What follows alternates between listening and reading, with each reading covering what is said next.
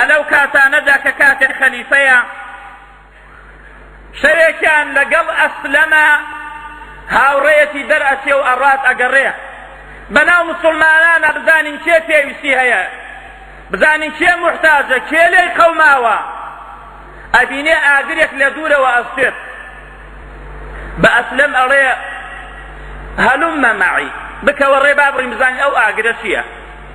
ئەچێتە دیار ئاگرەکە سەیرەکە ئافرەتێکە و قازانی ئاوی داناوە و ئەیکوڕێنێت، چەند منداڵێک بە دیار قازانەکەوە تێن و ئەڕۆن و ئەگرێن.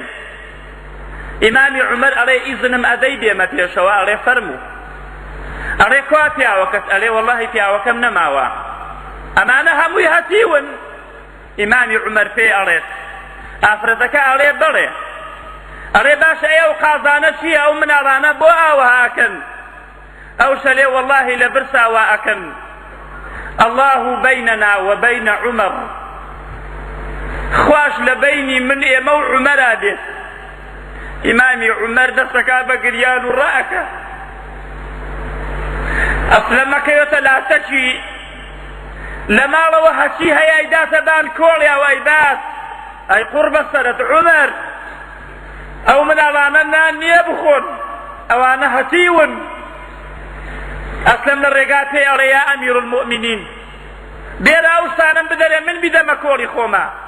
ئەڵێ تۆ تاوان من هەڵەگری لە قیامەت، شتەکانی بۆ ئەبا، خواردنیە زۆر بۆەوە ئافرەتە ئەبا و هەتاوەکو منداڵەکان تێرە خۆن، شەو زۆر درەنگیان بەسەراتێت. ئەسلەم ئەڵێ یا ئەمیر المؤمنین با بڕۆین، ئەفەرمێ وەڵڵاهی ناڕم هەتاوەکو بە پێکەنینەوە خەیان لێ نەکەوێ.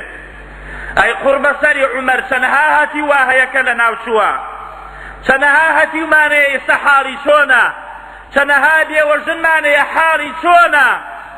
ئیمامی عومەر ئیدارەی نەبوو، ئەیزانی خەلیفایەتی ئەوەنە قورس و گرانە، لە قیامەت خوای گەورە و میهرەبان ئەیوەستێنێت ئەفەرمێت وەقیفوهم ئینەهم مەسئولون، بیان